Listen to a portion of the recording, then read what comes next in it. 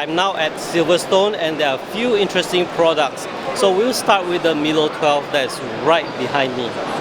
Before that, this video is brought to you by Goldfries. Goldfries coverage of Computex 2023 is 100% self-funded. If you appreciate the coverage by Goldfries, please help me out by sharing the content you like and of course, subscribe to the channel if you haven't.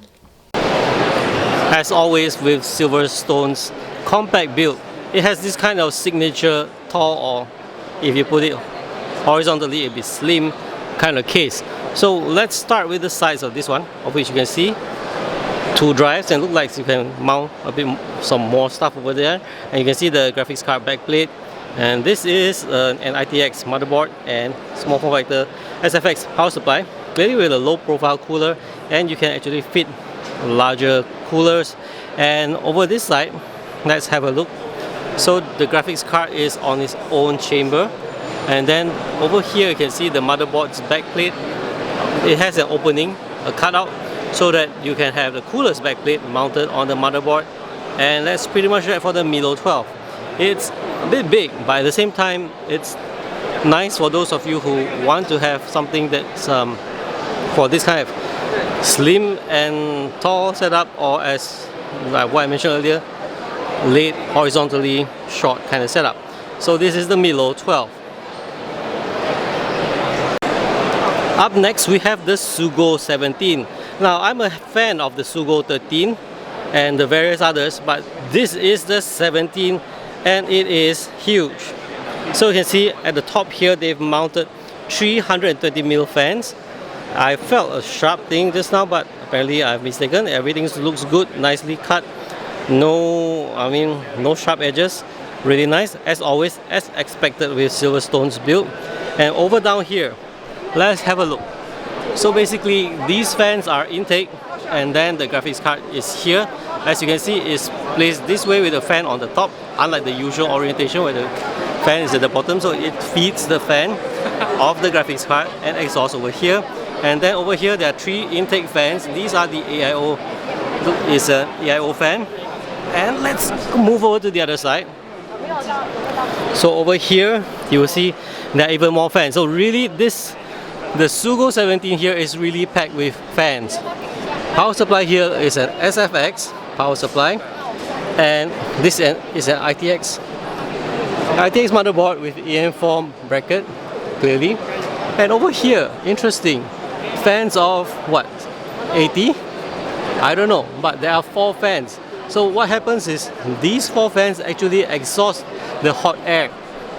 So basically you have an intake, and as the graphics card heats up, it will actually they came to on this thing. So now it's lit. It has the fans feeding the graphics card, and what is exhausted through here. And let's see, same over here is an intake, so the hot air will go inside to the motherboard area, and everything is exhausted up at the top, right? So this is the Sugo 17, really nice. There's no specs over here. Volume is clearly big. It's not small form factor, but it is nice for someone who wants a different. You're not going for a tower feel. It's longer and still short in height and not too wide. It's kind of like ATX standard tower case. I mean, look at the Farah 312 here. It's similar or that width, but the case on its own looks like it can be a one heck of a wind tunnel if you are not putting an AIO, and spam it with fans. You see, this is a mounting bracket for the fans, and then mounting bracket for the fans. So actually the mountings basically is telling you that the fans are optional, and yeah, you probably can fit 240s as well, but that's pretty much that.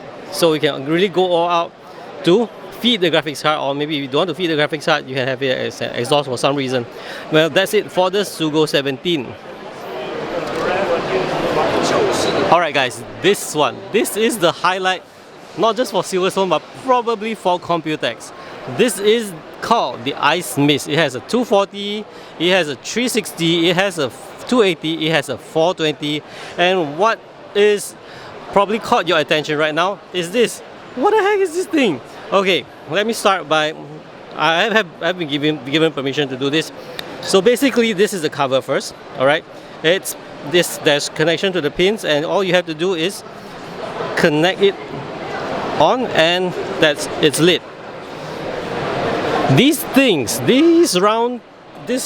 let me my hands here. So these round things with RGB is actually called the IMF70. The IMF70s are sold separately, and what it does is the IceMyst itself is just like this, alright? But you can expand to this kind of crazy looking look. And yeah, I'm very surprised to see this innovation. So what does this IceMyst with this IMF70 do?